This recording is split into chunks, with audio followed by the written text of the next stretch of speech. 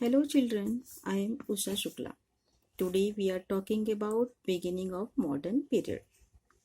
In this chapter, today we will discuss about following topics: time frame of the period, why are dates important, how do we choose dates, what is colonialism, and source of information. Our first topic is time frame of the period. Students, as we know that history divided into three periods: ancient history, medieval history, and modern history.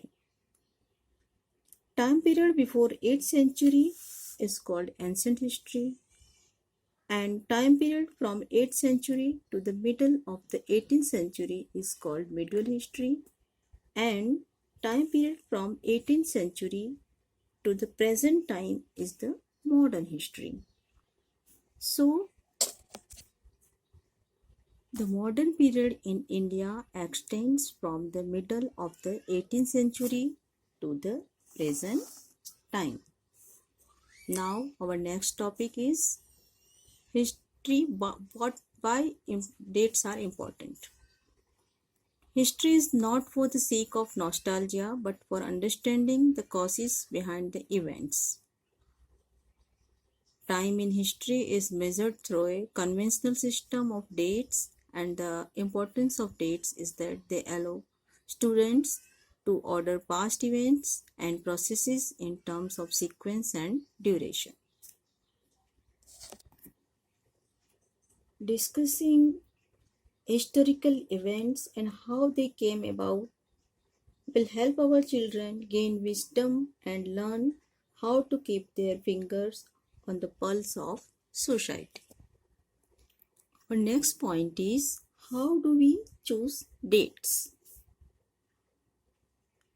The choice of dates in history has always been subjective, depending on what issues the historian wanted to focus on, what slant he wanted to give to an issue. For example, the British wanted that their conquest of India, their administrative policies and achievements should be the focus of history of modern India.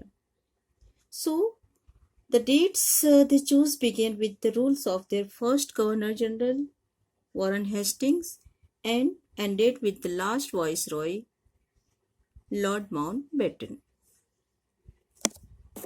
Our next point is colonialism. What is colonialism? Colonialism is the practice by which a powerful country directly controls less powerful country and uses their resources to increase its own power and wealth.